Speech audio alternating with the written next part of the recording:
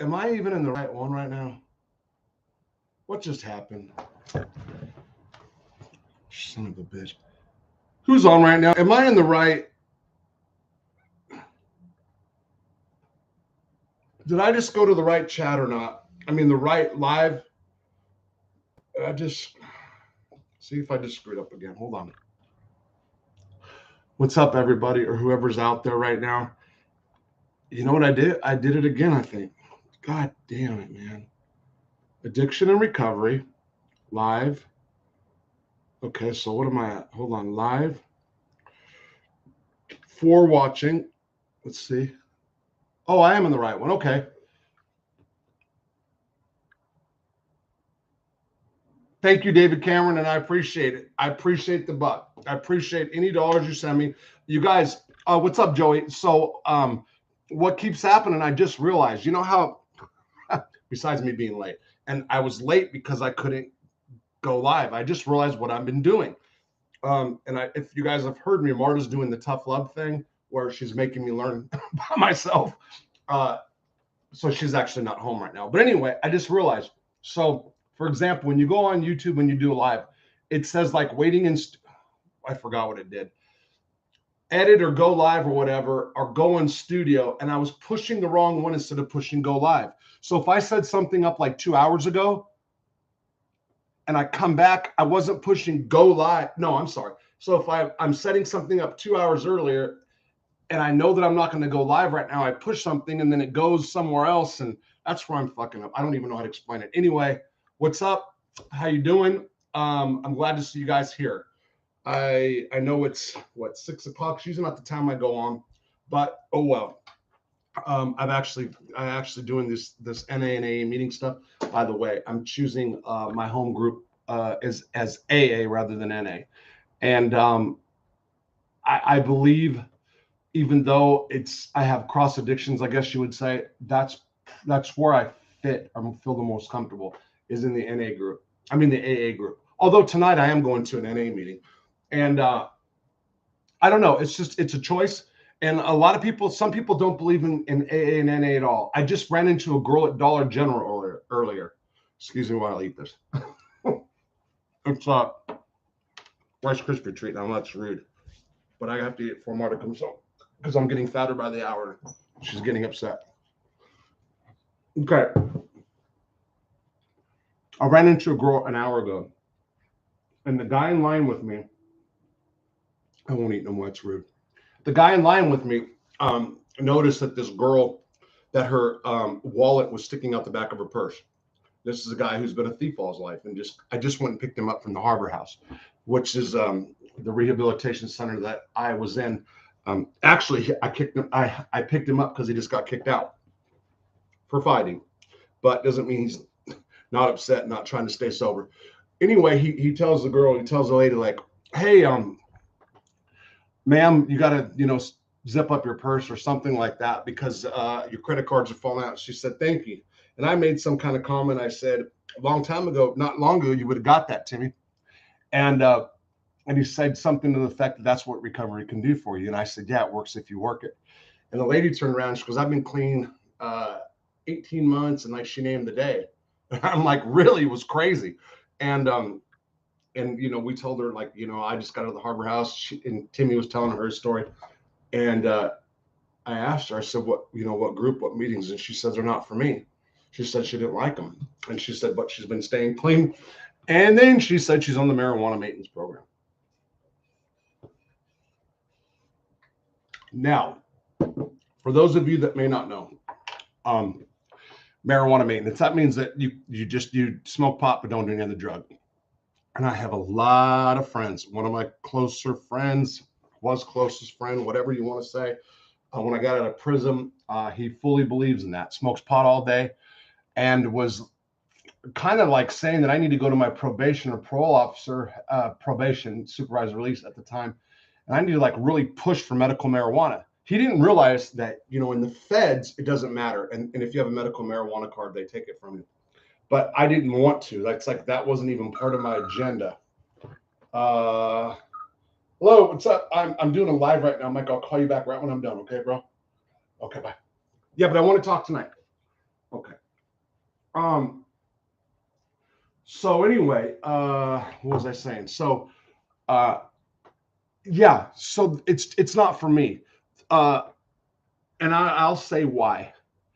There's a lot of guys. I see some people out there I think I've talked to that smoke weed right now. Probably a lot of people that do, and that's all the more power to you. If you get high, all the more power to you. Whatever. So let me see. I got to fix my ears.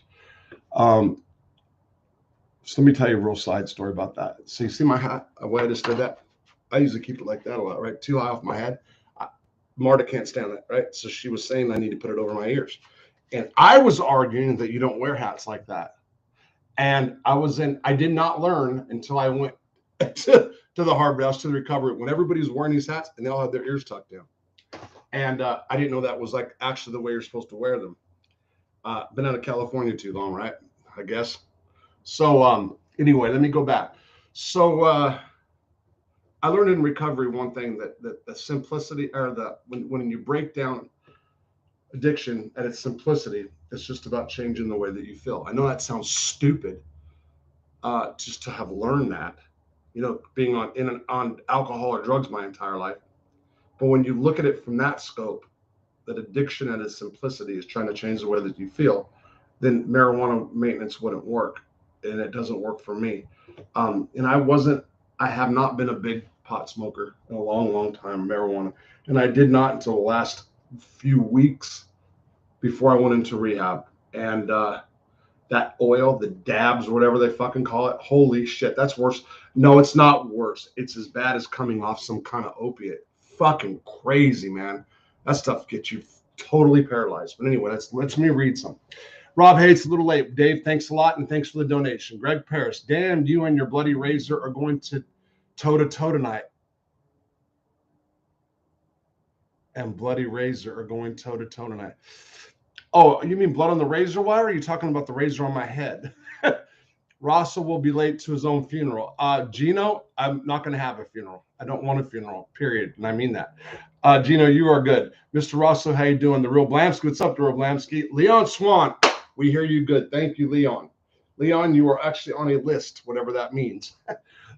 You are. What up, bro? Joey Frakes, what's up? Convict Inc. Group, peace and blessings to all with respect. I think you're talking about blood on the razor wire. Chad goes on at 6 o'clock. He has a bigger audience than I do, and that's true.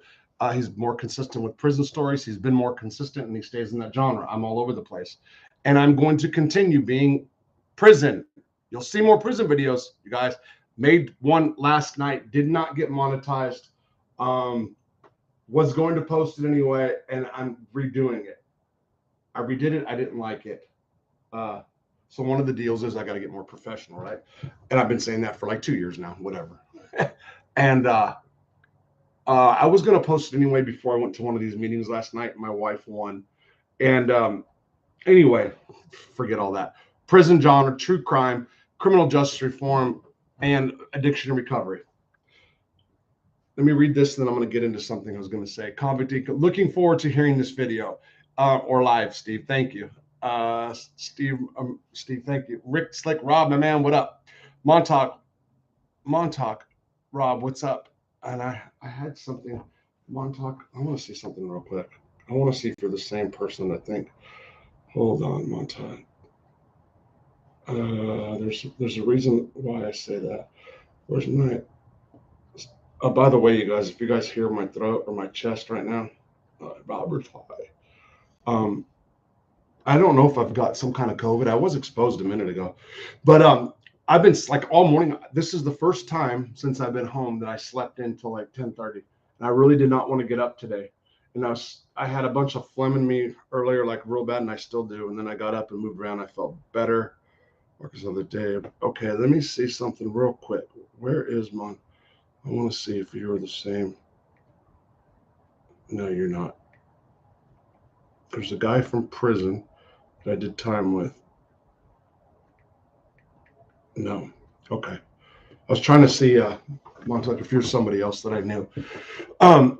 Glad to see you, OG. Thanks, Rob Lamsky. People brag about crimes in rehab and AA meetings. Wow, that's going to be a segue. Adam Irish Conundrum. That's good. Angel the Right Winger. Angela, the right winger. I always say Angela. Hello, Robin. Hello. Hello. It's irresponsible behavior. I'm going to get there. Damn, that's really good. Brian, hey, what's up, Brian? I'm here, not well today. I'm just listening tonight. Thank you. And I'm not well either, but I got to be here, and I'm glad I did. So it's these are going to be one of those things where every morning I'm going to wake up and feel like shit. And if I get up and move around, it'll be better. You don't wear hat that way, your ears tucked in, laugh out loud. You don't wear your hat that way with your ears tucked in. I'm telling you, everybody in rehab did, but they were all from California too. I put that out there. I'm going to get back to what Adam the Irish Conundrum said. Eat weed, gummies. Nah, I'm in camp for probation, but check in from NYC. I'm pushing 49 years old, been drinking 38 early beer. When I can't afford it, I steal it. Nice, William. William at Brooklyn. Dave Hughes, you're going to the bingo hall tonight? No, not bingo, David Hughes. I'm going to, it's actually called Straightforward. It's a meeting in Fort Smith. So all my enemies that want to kill me, I'll be there. We love that you're all over the place. Thanks, Roblamsky. Anyone else I can go back and rewatch? That's piss poor to have to steal beer. It's rotten behavior. Yeah. Adam Irish Conundrum, if it's a store, is cheese a drug? Thomas Lombard. Cheese as in cheese, the food. No, cheese as in I did a video about what they call cheese. That is heroin. It's heroin. It was a kinder, gentler way to market heroin to yuppie or middle class kids. That's the truth. Okay, so that's about cheese. Okay, so Adam, let's get back to you, because that will be that's a good way. People brag about crimes incessantly in rehab and AA meetings. Okay, I get your point there. And let me say something about this. First of all, if anybody is watching me right now from the Harbor House, and I have a feeling you guys might, let me see. I got a call about it. Let's see if you're one of them. Oh, Brian, okay.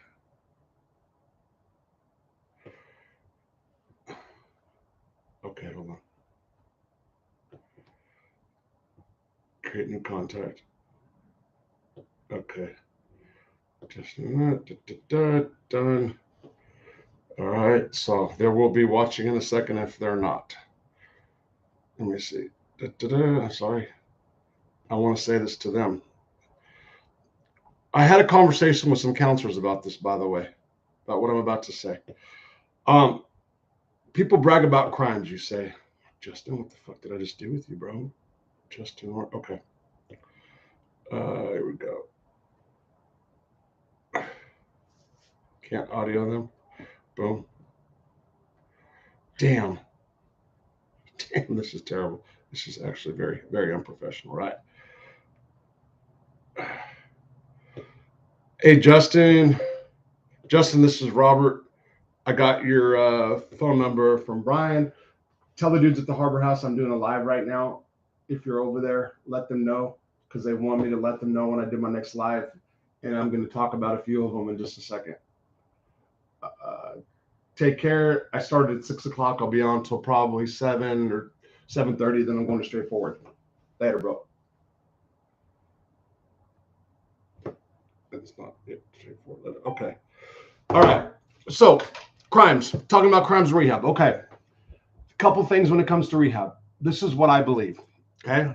This is me having just over 30 days now clean. By the way, where's my chip? This is my AA chip that I received last night. That's my 30-day chip. And yeah, people say this is a bunch of bullshit or the keychains. I'm very, very proud of this shit. I'm not gonna lie. I'm not gonna lie. So as far as relapse or wanting to relapse, on the 29th day, I almost drank a beer. On the 29th day, I almost drank a beer, and I'm glad I didn't. And I really wish I could click on my heels and have a year clean. If I had a year clean, I can host a meeting. I'm really looking forward to that shit. I almost did 4 years clean once upon a time between 2007 and 2011, and I really got preachy, and I was kind of like thought I was a little righteous, and just quit. I mean, I don't people would say like, "I man, how do you do it? Just quit. Just have the willpower," like all that stupid shit. This time it's like I'm 53. A path has been like set out for me, like it's like I can see the clear path ahead of me if I just do the right thing. But can Robert do the right thing? I don't know. I fucked up all my life. It's the truth. Please donate to this channel if you can. By the way, I'm going to be a piggy. You guys who watch that old mob crap know what I'm talking about. Okay, I'll get to the point finally. Adam. So one of the things is when people come in, they have to do it. They have to a residential program such as the Harbor House in Fort Smith. They fill out this format, right? They fill out this form, and it's like, you know, your job, all your history, right? And then what all too often happens is that's for the counselors to know, to their information. And then when guys go in and tell their stories, and when this is like in the TV room when they're shooting pool or whatever, this is what happens all too often. Guys start embellishing about their life. They either outright lie and they're delusional, or they take a bit of the truth and they stretch it because they don't want to like say how fucked up they really are. I know guys that were there because they had screwed up businesses, or because they were trying to save their marriage, or mostly because of probation, or because they were homeless and want to get off the street. All those played into a factor. But when they got in there, they downplayed like they were really, well, I was fucking up on drugs, but you know, I still, damn, I know this guy's watching and I'm not trying to target him. I still own a business. Okay. Damn, and I don't mean to do this to you, bro. I'm not trying to target you. This is just a good example. But they left out, and I'm talking to somebody obviously, but they left out the fact like their business has been destroyed. They lost all their shit, and they're kind of like homeless living with other people right now. And man, I don't mean, like I said, I feel bad saying that, but that's a prime example. Better example yet.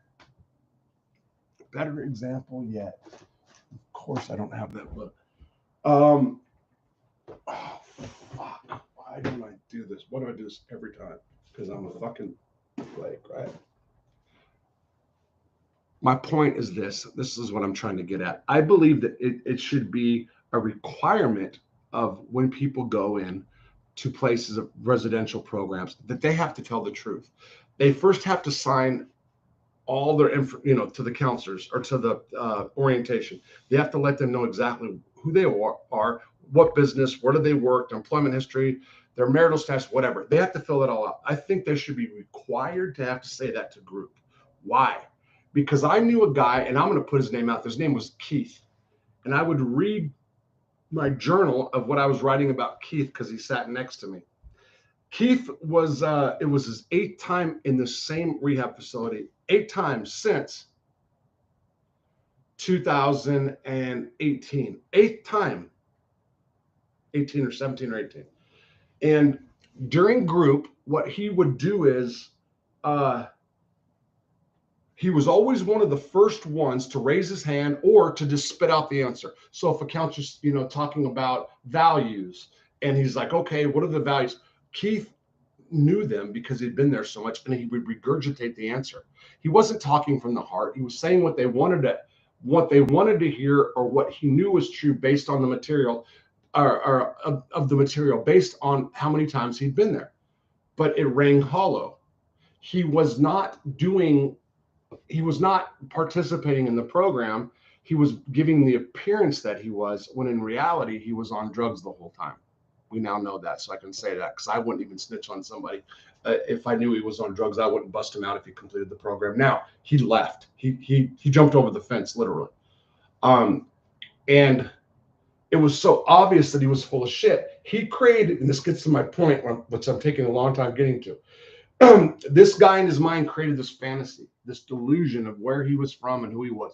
Oh, by the way, he was mob related. He was from New York, from Queens. His uncle was a big time gangster. And I'm like, oh, really? Who was he? Maybe I extorted him in prison. That's what I said. That's what I said.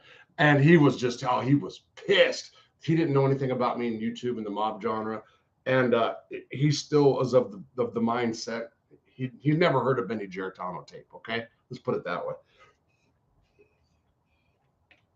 He's still thinking the organized crime are like in the 70s or 80s, right? And he was really proud of that fact, and I was laughing at it kind of. And he created this whole thing about where he's from and who he is. The reality was he was a homeless guy getting off the street who was in veterans court, which is like drug court, and he's going to get 5 years if he fucks up, which he's going to get 5 years because he's going to fuck up.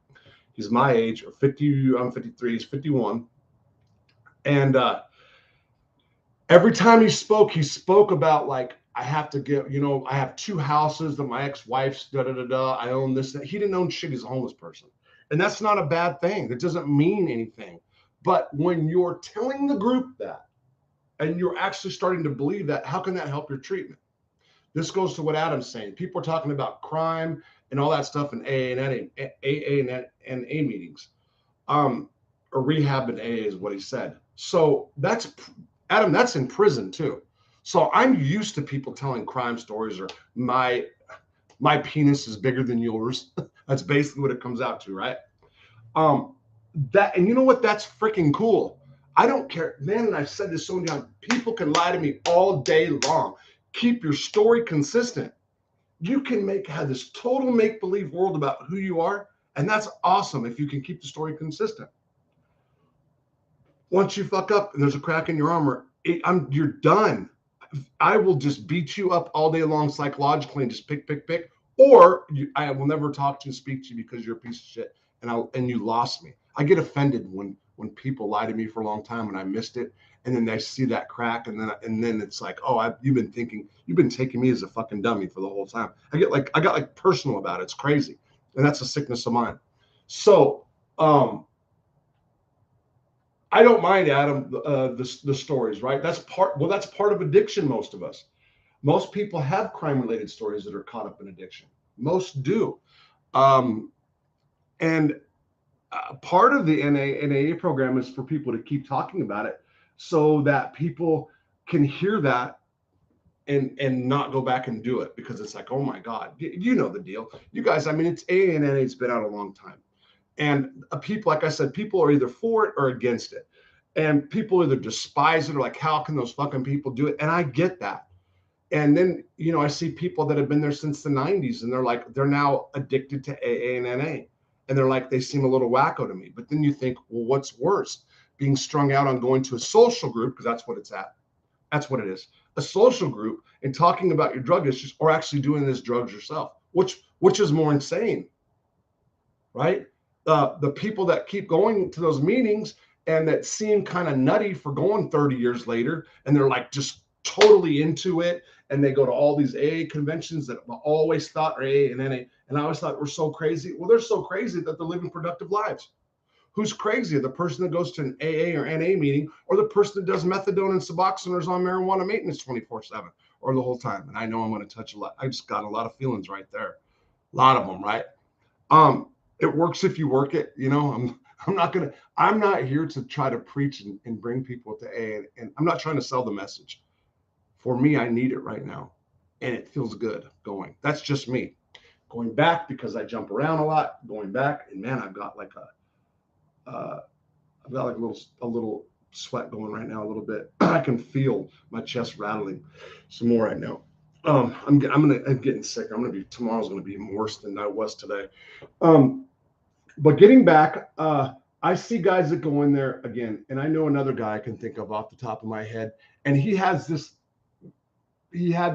fiction created about him and his wife, and he had this, happy marriage, and she didn't do drugs, and he would do drugs, and he was fucked up, and he was really screwing things up. And he had this job. No, he didn't. His wife got high too. She just did a different kind of drug. He got violent when he did meth, apparently. And she had boyfriends, and she wasn't this faithful wife that's waiting at home. These guys, there's so many, not all of them, so many of them that just create this whole bunch of bullshit. And I talked to a counselor about that, and I said, why aren't guys forced to like admit who they are? Because I think it would help them in their treatment program. If you have to sit there and be stripped down inside and, emotionally, mentally, and you have to actually admit and talk about who you are. Hi, my name's Robert, and I'm homeless. I spent all my life in prison and blah, blah, blah. Or, hi, my name's George. I burned every family member there is. I burned every bridge there is. I'm a piece of shit. I'm homeless, and I just robbed it. I'll rob anybody, like whatever. At least at least if they acknowledge to themselves who they are, then when they're talking or they're in group and they're answering questions, then their responses have to kind of like have to be consistent with who they are.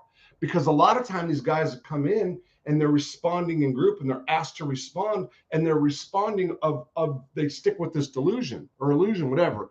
They stick with what the story they've been telling about themselves, right?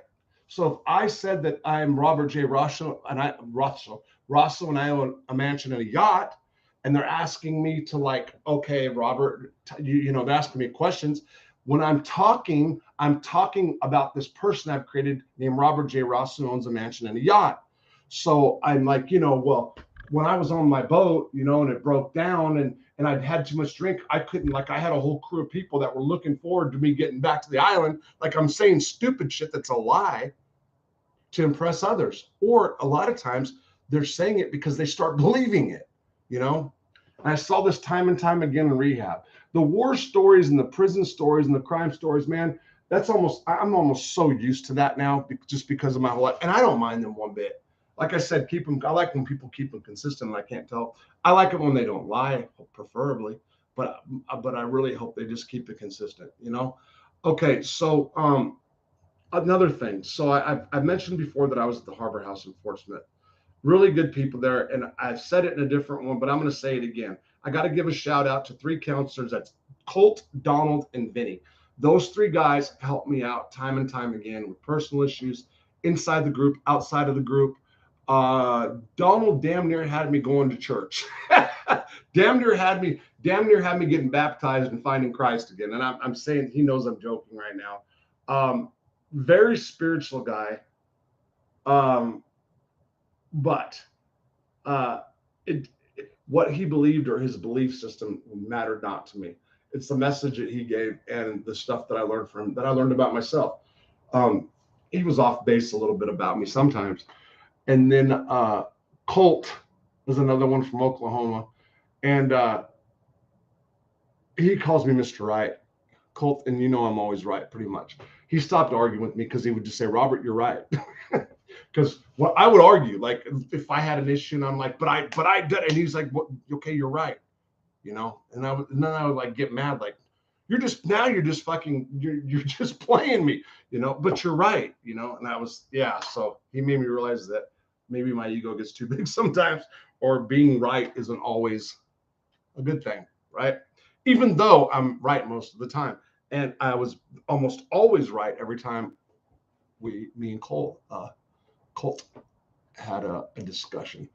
Looking forward to hearing that, Rob. My man, what up? I'm here, not well today. I'm just okay, Grind Jr. Hi, Montauk. You don't wear your hat that way, okay? Eat some weed gummies. Checking in from New York. Hey, you going to Bingo Hall? Love that you're all over the place. Anyone else I can go back and rewatch? That's piss poor to have still beer. Is cheese a drug? Dairy cheese is a drug too. Ron Gross, what's up, Ron? Mustang Sally, hello, Rob. What's up? Roy Munson, I was hooked on heavy oxy opiates for 7 years. Went from 210 to 130 pounds. Took a long time and multiple overdose before I got clean. 2 years and 4 months now. Roy, Roy, that's fucking fantastic. But I want to know something. How the fuck do you go from 210 to 130 pounds on opiates, man? I mean, I'm just like, okay. So with the exception of no, I never got, even I'm going back to 90, 95 when I did meth and I was up for like days at a time. Fuck, I didn't even lose weight then. And got oxys in prison, man, I'd blow up. Right now, I can't. Like right now, it's out. My addiction just goes one thing to another, or all at one time. And I've been crying and talking about my food addiction going way back before I went to rehab. Now it's just, man, every time I get on that freaking scale at the doctor's office, and it's just fuck. And I hate people. I hate people that do meth and get skinny. At least I could have got that benefit in my lifetime. Or even on gabapentin, people don't eat. That's what I did. I did some gabapentin. Suboxone just makes me fucking munch 24/7. So when people get on opiates, they get all skinny, unless you're on the street and you're an addict and you can't afford to eat food too. I get that. But man, I hate people that lose weight. So I pretty much hate you, Roy, even though it's been some while, but I'm glad you're. And Roy, did you do meetings or not? And people, there are a lot of people who don't believe in them. And I'm going to say it, Unbroken Brain. Get the book if you're anything about addiction or care. Unbroken Brain, Mia, whatever her name is. And she's not down for NA and AA. Makes compelling arguments. Although she's all about the Suboxone, she's all about maintenance programs, you know. We corresponded when I was in Terre Haute some time back, and I went back and forth. She's a psychiatrist, but she pretty much says it's addiction is just patterns of learned behavior, and you know once you learn not to, you'll be fine. You don't need NA and all that stuff. That's what she says. Green tea. It's actually all right. 30-day chip, Mustang Sally. Yeah, right on, hun. Angela. Hello, Angela. Mr. Ross, I've seen Jeff Nadeau's show about Bernie Madoff. Carmine Persico was mentioned. You were also mentioned in a good way. Thank you, William of Brooklyn. I don't know what Jeff talked about. I do know that he did send something and ask me. I think I said something that what it comes down to basically asked me if I can use some material that I wrote, I think in the past, either wrote or said, and I told him, yeah, sure. I don't care who uses what. I don't even care if haters use stuff for real. Hit the like button, everyone. Thanks, Mustang Sally. Yeah, not too many people in the chat, but fuck, I don't really care. This isn't about that tonight. Anyway, 14 likes. You guys can hit the like button and please donate if you can. If drugs are harder to quit than porn, then I feel sorry for addicts, and it's a massive feat to achieve. Thomas, okay. Okay, so porn. You want to know about some porn? So I went to prison, of course, everybody knows that, for a long time. Of course I looked at porn, but there was a time for like the last 10, 13 years, I didn't look at like the hardcore stuff, if I did at all. And then I got out of prison, and this porn stuff, it's at your fingertips. And it's like anything you can, the most craziest thought you can think of or dream of is at your fingertips, and people are doing it. And I went down the rabbit hole here since I've been out for I don't know. And it was actually my wife that showed me like Pornhub and HXNN or whatever. Those are the only two I've been on. I don't know nothing about I know what fans only is, but I've never done any of that. I don't really need to. But I will say that the porn thing, even not using them for self gratification purposes, just watching and going further down rabbit holes, like to see the harder stuff. Just watching in general, like going, what? Like, man, that stuff's addicting that's fucking addicting as fuck. Just sitting there watching and going, whoa, yeah. I don't know how people don't get addicted to that stuff now. If you have any kind of sex issues, which anyway, crazy. So drug addiction, I think it was Angel the other day that was saying, Angel Gotti, that was saying like she doesn't know anything about drugs, and she had the mindset that you can just quit as a choice. And now she's starting to learn stuff, listening to people like me. She used me as an example, but I'm glad. We have such a bad mental health problem in this country, and drugs addiction is a mental health issue. Worse yet, the whole drug thing, who's behind it all the time? Nearly all the time. The fucking government. Our government. Love our country, people. Love it. I do. Bad people in government. Bad agencies. Drug Enforcement Administration. Get the fuck out of here. For real. Drug enforcement. And that is the craziest shit in the world. Like the DEA wants to stop doing drugs. You know what really gets me? I did a video last night about this, and it's about testing dirty. It's about putting people in prison for dirty urines. And because I have probation issues, I talked to my judge specifically, but it's not about my judge. I was going to post that this morning. I was going to post it last night. One of the 2 videos I did. There's actually 3 videos I did yesterday. All of them at the end didn't get posted. Margaret made the call. Well, she didn't say no, She like looked at a different side, and I said, okay. One of them on one video was just about not being monetized, and it can be if I just said a different word. People are getting locked up too much for being mentally ill. That is, for having addiction issues, right? You know how many friends I've got that got locked up for dirty urines alone. People that don't do drugs would say, well, you violated your probation.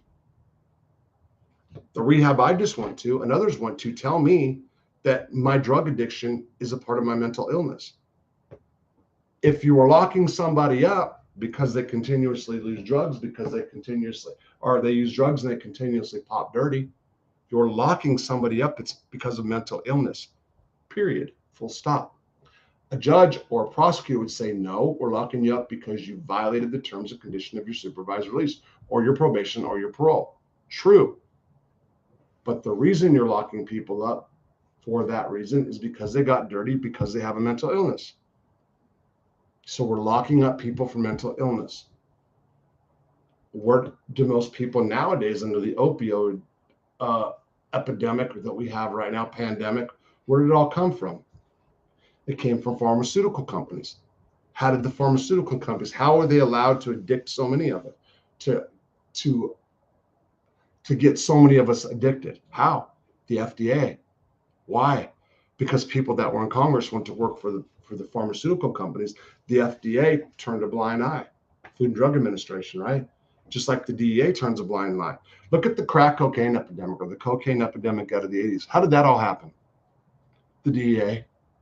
They allowed it. In a lot of cases, they said that they were following the money trail.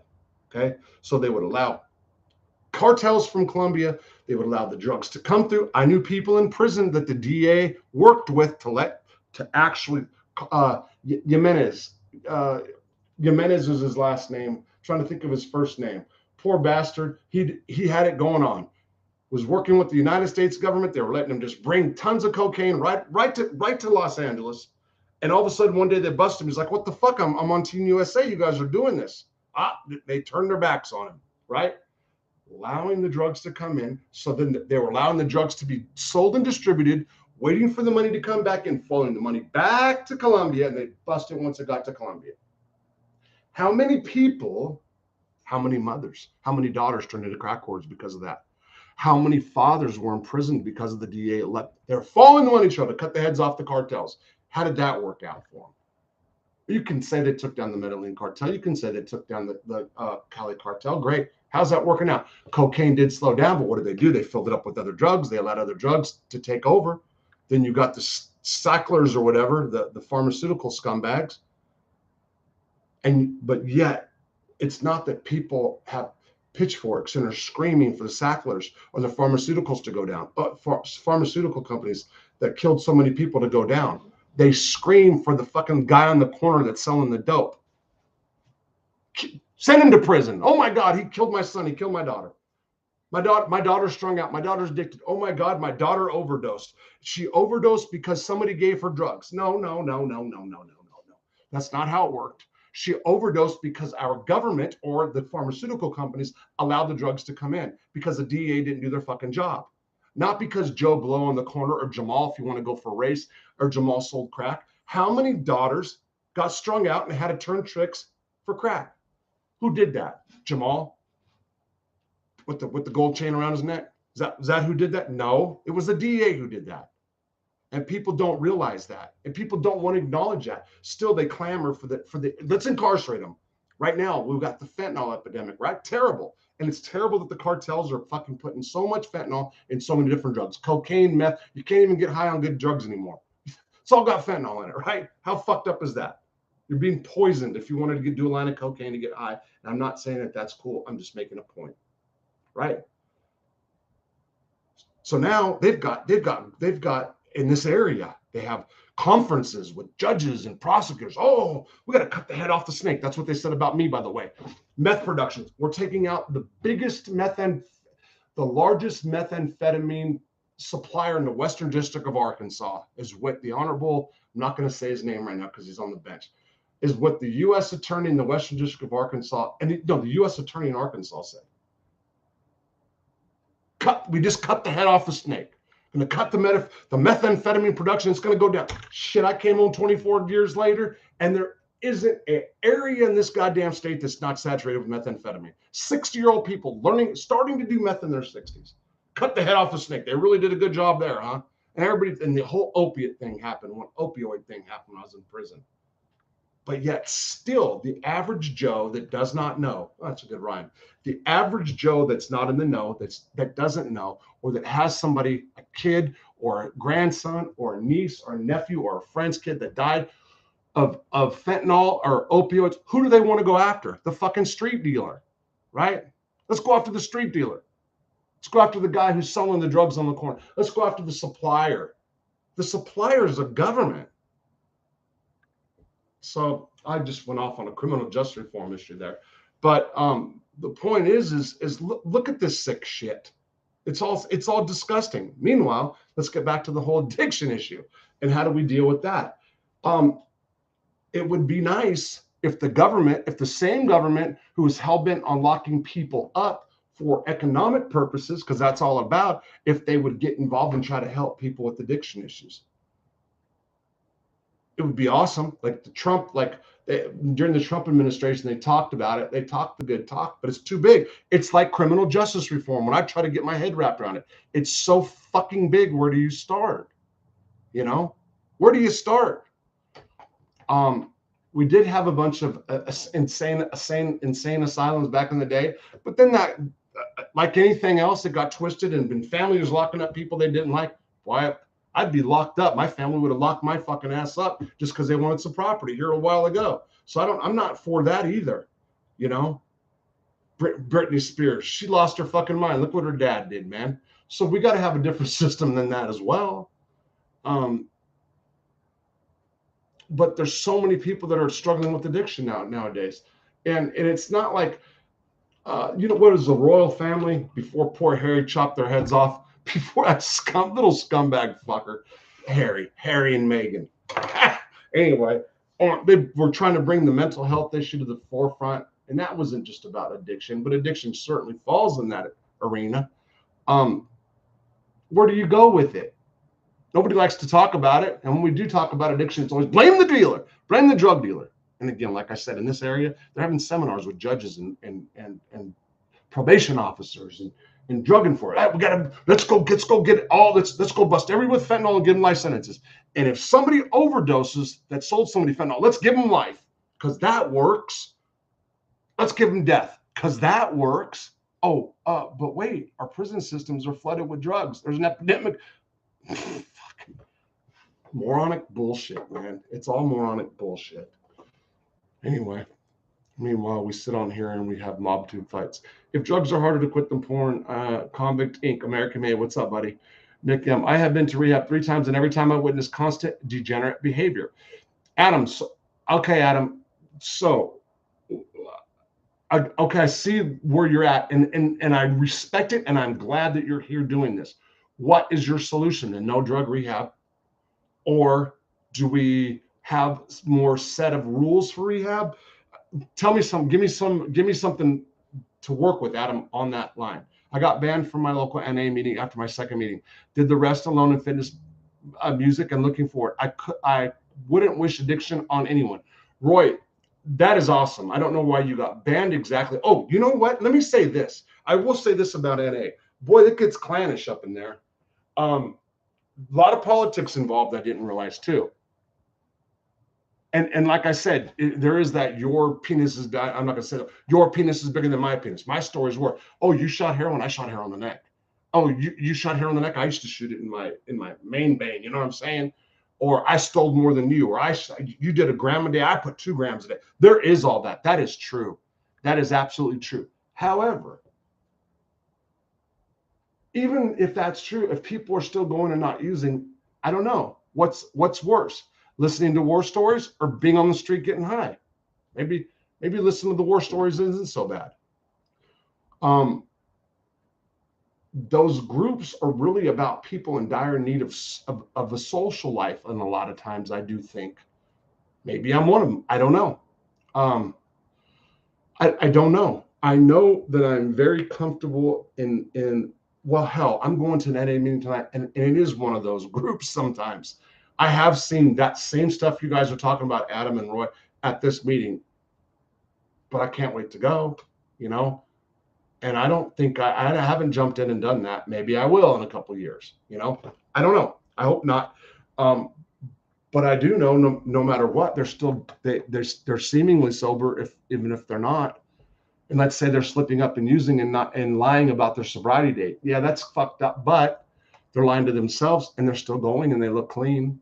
So they're doing something right. At least they're not out stealing. And if they do steal, I hope they steal from stores and businesses and not that are insured and not from the common person in the home. But Roy, that's awesome. And you know what? I do have to. You said about fitness.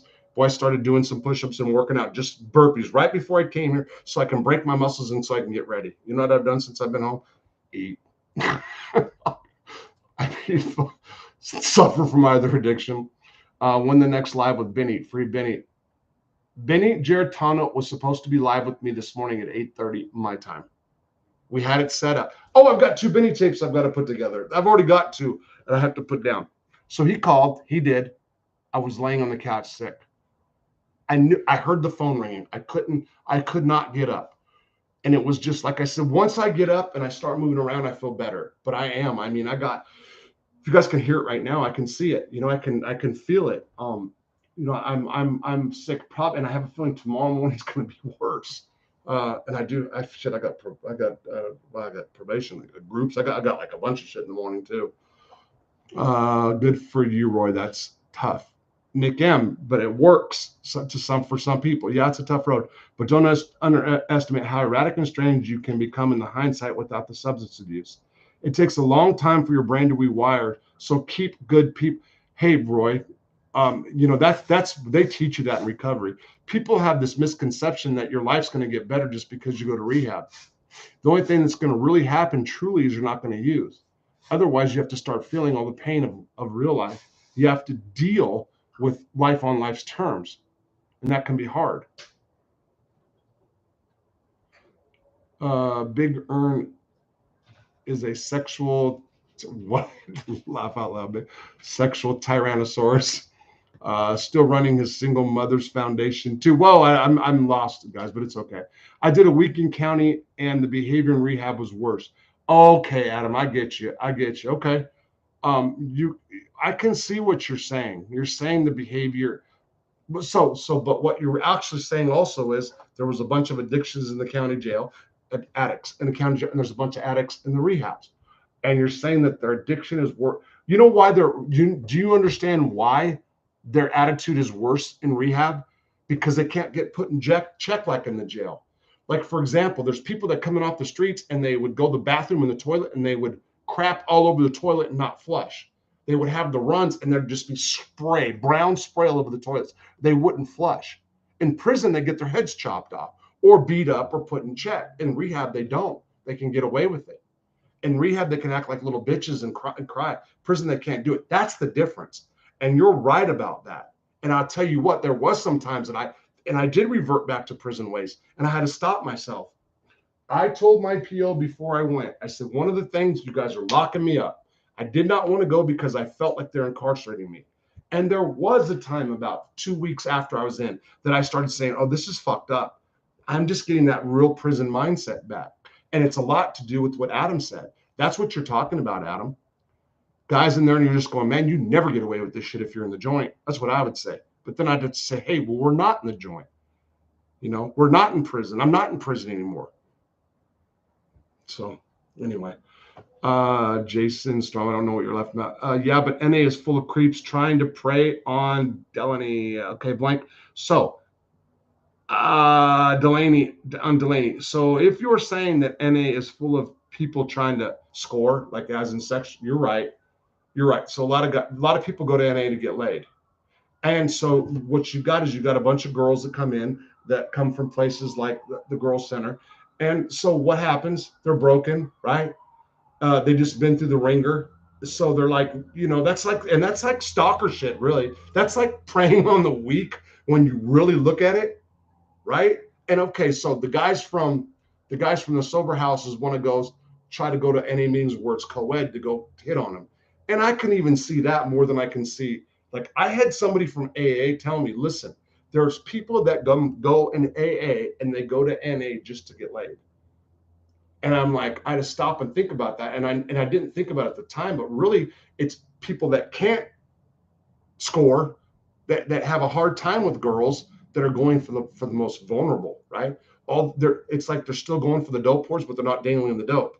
They're waiting till they're broken and they're broken down at their worst, and then they're going to try to go get laid. That's predator shit for real. I never even thought about that till tonight, to be honest.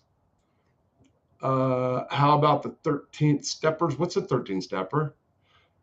Or what they are? Is that what you're talking about? Marijuana maintenance is so real. Ha ha. I fully accepted I'm a weed addict and I'm fine with being dependent because it's better than being on methadone, and my opiate addiction was never life-threatening anyway. Howie, listen, so many people believe that. So many people believe in the marijuana maintenance. That's the nickname they've given it. They got to put titles and labels on everything, right? And I picked up on that. I never even heard of marijuana maintenance, but that's what they call it. So there's an argument to that. I believe my wife and I discussed that came up in a subject before. So look, and I have a guy that was I considered once a really close friend, and that's he wakes and bakes and stays on it all day, and it's the dabs. That's that, and let me tell you, if you guys don't know nothing about that dab, if you're old school potheads, that shit's heroin. I mean, it has heroin-like effects. It's not opiates, of course, doesn't do the same thing. But holy moly, people that are coming off that shit, wow. I had counselors tell me stories about that, people coming off that. Shout out McDonald. Anyway, so you're saying that's better than methadone and better than that. Cool, and I agree. And I've got little nephews, they stay stoned. I stayed stoned all the time but I will say this.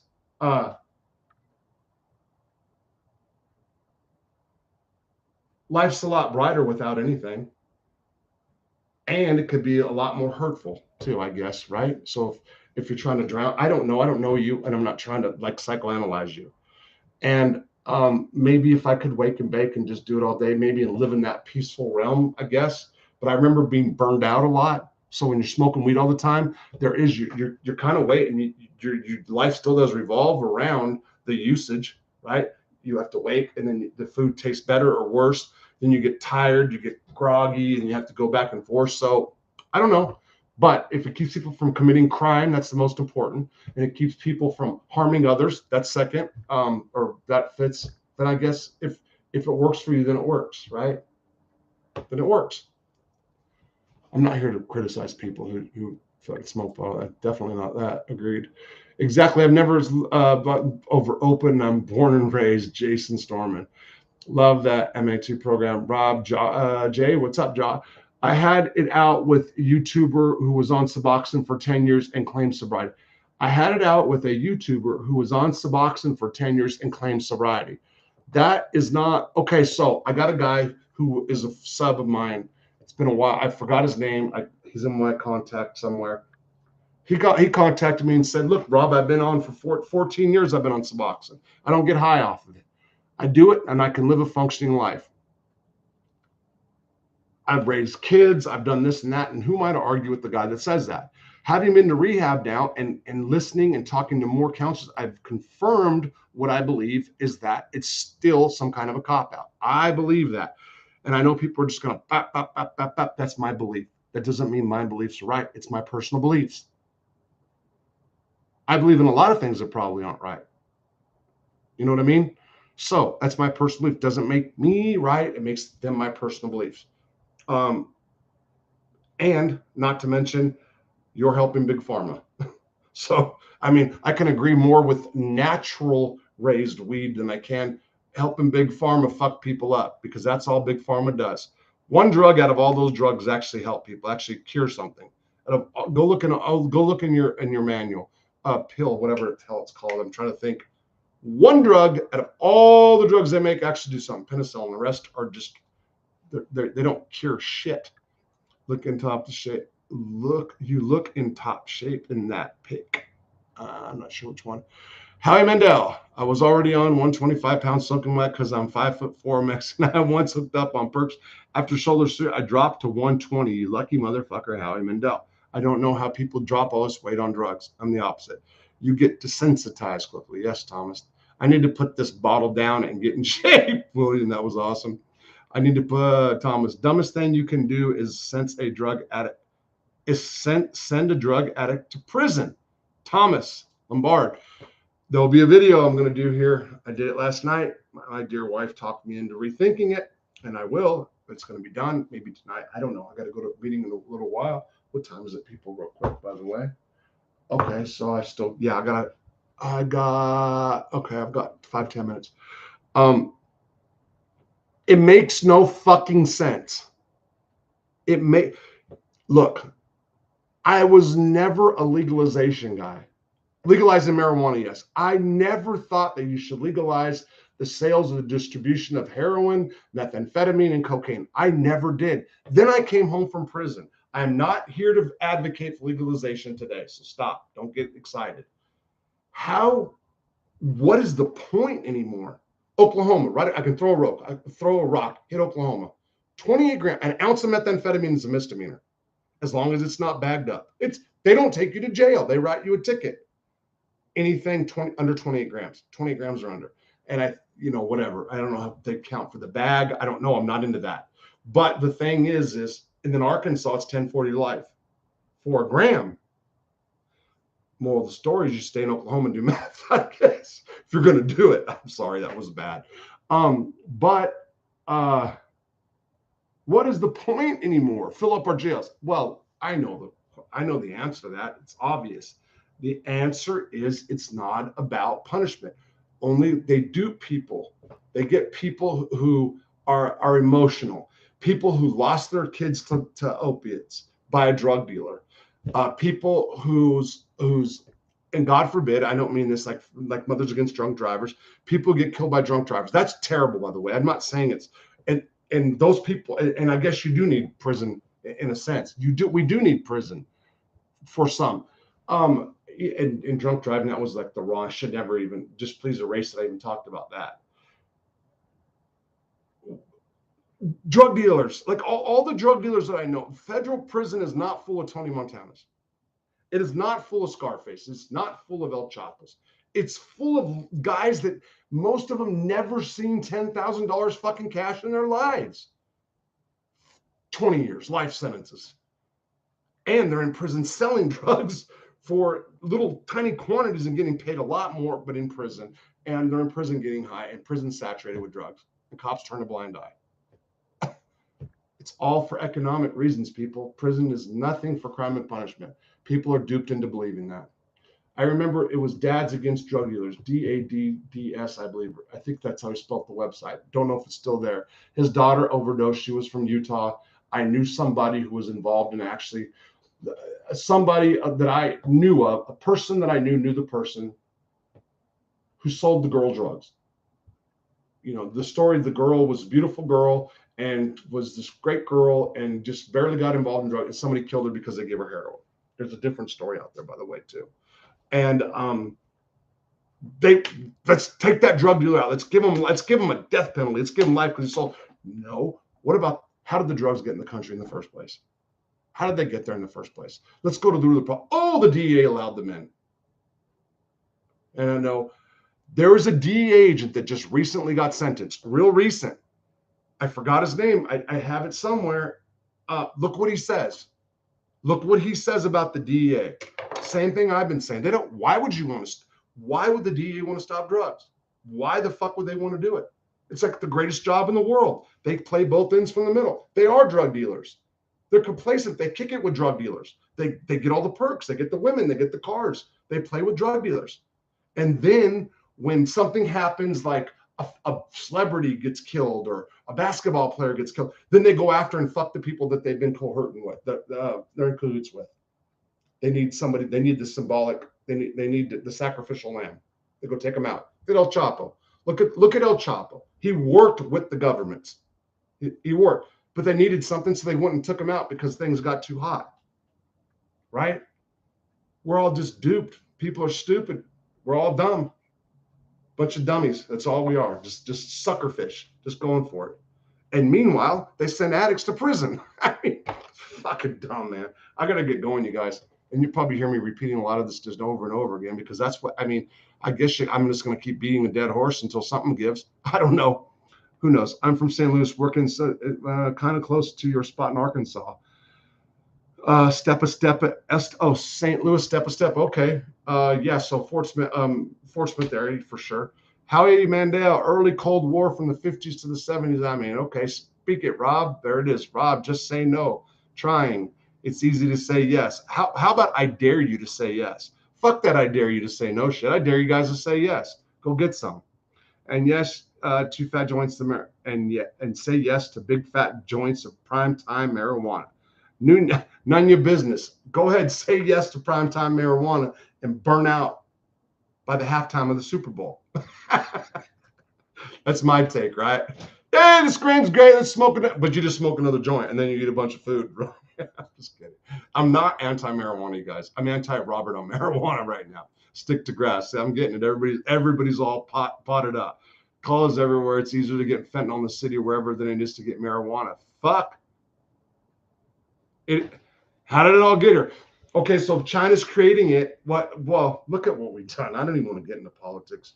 Look at what we did. We fucking created China. They own our asses right now.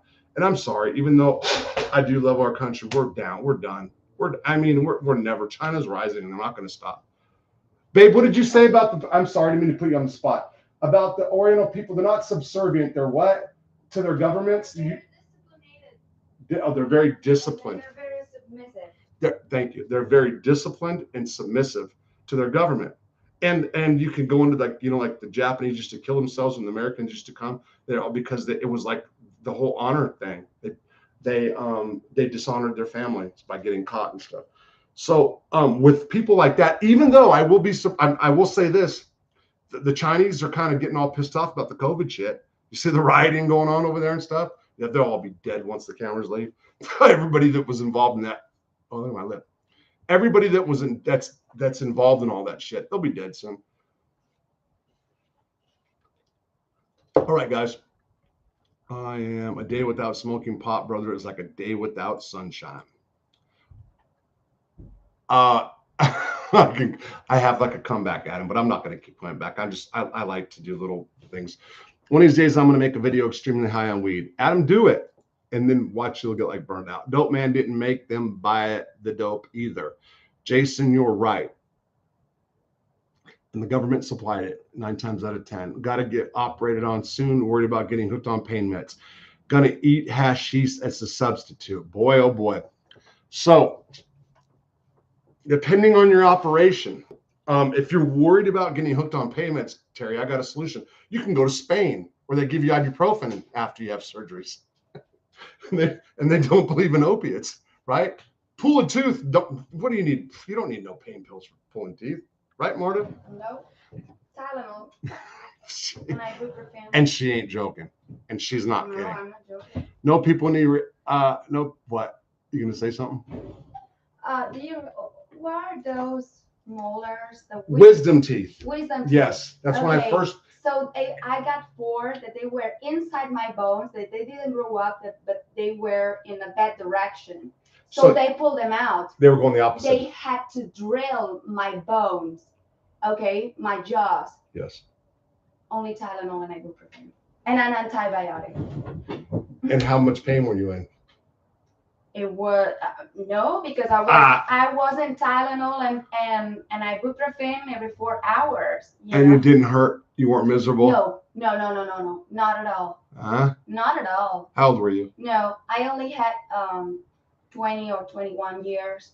I only know that if I lay down because of the pressure, throbbed. Yeah, that's it. I only have to be sit and. So if you were on opiates, you could have laid down too. No, so not a big deal, I'm kidding. You are pussies. Did you guys hear that? Being around people turning things is better than hanging out with addicts. Being around people trying to turn things around is better than hanging around addicts. I'm still 54. Thank you. A meetings have more sobriety and outstanding people. Just substitute the words drugs for alcohol. That's what he's saying. Do you hear that? AA meetings have more sobriety and upstanding people. better people is what he's saying. Anyway, don't make a comment, babe. Tell us about Peaches from Fort Fix. The seat. What? Wait, David Hughes. What about Peaches from Fort Dick? I'm not sure. I missed out. If I had a cellie named Peaches, marijuana and Suboxone gave me my life back. And I'm still. And are you still on Suboxone? I'm not gonna be able to find that out because focus on yourself and forget about the show going on around you in the meetings. Just worry about you, Philip Anthony. Okay, good one. Message retracted. I don't believe in the 12 steps, but meetings do help. Okay, so there's that too. There is people that go to meetings that have not worked the 12 steps. I have not started working the 12 steps yet. There will be, I guess, when my sponsor's right. Anyway, I think he's waiting to see if I keep showing up before I have a feeling. Some believe programs and some believe and support Matt. Jason, what is MAT? Is this MAT? Is that marijuana? Is that stand for, what does MAT mean? I don't know it. The problem is urge never leaves even with rehab. Struggle daily. I think, but the urges get better after a while. So I'll say I wasn't in rehab craving drinks or any kind of drugs. I wasn't in there craving stuff. You know, I remember when, so they did find, like they found like a half ounce of meth, like the third day I was there. And there were some people that kind of traumatized in the ceiling. There were some people kind of traumatized by it and like, you know, talking about it in group, how they're struggling that day. We went to a bowling alley every Friday and there's an open bar right there in front of us. I never thought about drinking when I was there. I don't know. I don't know. I don't know. But that's just me at that time. That does not mean that I didn't, on the 29th day, have some kind of a struggle within. I was at Walmart and I saw some alcohol and I wanted to go take a tall can and go to the bathroom and drink it because I did, but I did not. Because I said something that you didn't like. Well, okay, it's true. Bro. I mean, there was a trigger. It's not that suddenly you craved about. That's what happened. I don't remember exactly what, you know. It's true. Yeah, okay. You know my point of saying this? Why? You see my point? What's your point of bringing that up? There was a trigger. It's not that suddenly you were around alcohol and you want it. No, it's because there was something. You got stressed. Yeah, that's true. You told me no. No, you didn't tell me. Just, yeah, it was after. No, I'm saying I got stressed. I wanted to buy something and you said no. I got stressed or something. I don't know. So a half a Suboxone every morning made me a father again. I met a wonderful woman. I have my life back. Do you still use Suboxone? And if you do, why don't you? Just a question. If you're still, so this guy's saying using a half a strip of Suboxone every day. So the normal dose is you take like a strip, depending on how bad you were, or you take a strip in the morning, or strip in the afternoon, or strip in the night, or whatever they do, right? So why don't you wing it down now? Actually, if you go lower than a strip, you start getting high. To be honest, lower than half a strip, that's what we should do, and I can get high. Anyway, that's a whole different issue because you can abuse Suboxone by doing it that way. I have a friend who's like 4 or 5 years on the shit, travels the world. I'm speaking to Dusty, who I haven't talked to in a long time. And he swears by it. He says, doesn't do anything for me. Why do you keep doing it? And if you're going to be in Africa in the middle of nowhere, or if you're going to be in the middle of Indonesia in the middle of nowhere and you can't have access to it, isn't that like the best time to stop before you go there? I don't know. Because that's what he does. He does pipelines. As you know, Rob, I support Matt. I don't know what Matt is. I got to look it up. No one should go to jail for using pain reliever. Americans should have a right to relieve physical pain and emotional pain. So a shell of a man formerly known as John Wolfe. What? Okay. So you're advocating for anybody can use any kind of substances they want. I get it. Okay. So you're saying as an American, we have the right to do whatever we want with our body. That's okay. I agree. I agree. You should do whatever you want with your body. Okay. I do. 5 clean years from H and crack, got sober for 18 months of liquid methadone, still a 10-day, got sober from 18 months of liquid methadone and still a 10-day. I'm from the UK. The problem here is bad now, but levels like fentanyl in the US. I got you at the same level. Okay, I got it, Coil. Congratulations to you. So, are you off the liquid methadone now? And the problem is, I'm not going to be. I got to go. The prison system isn't broken. It's designed that way to milk the taxpayer and the prisoners, in my opinion. Thomas Lombard. So it's designed for economic purposes. It's designed, you're saying, to milk the taxpayer. Well, no. Okay, so you're saying it's designed to milk the taxpayer, like it's taking from the taxpayer. But I would argue that they are creating more taxpayers by building the prisons and then building communities. Let's look at Big Sandy, for example. Big Sandy had nothing. Then they put a town there based on the prison. So now you got stores, you got the prisons run everything, right? It's like, let's look at like imagine it's a communist country, just that little area. You got the prison, that's the hub. And then because of the prison, a diner gets to open. Because of that, another, all little stores. Prison goes away, it all decays. It's like the town I live in down in Hartford. The coal mines went away. It was a booming, thriving town for like 10 years in the early 1900s. The coal mines went away. The town fucking collapsed. Same kind of idea. That's what I believe. Of course, but that's good. Thanks, Robert Dowling. Thanks, man.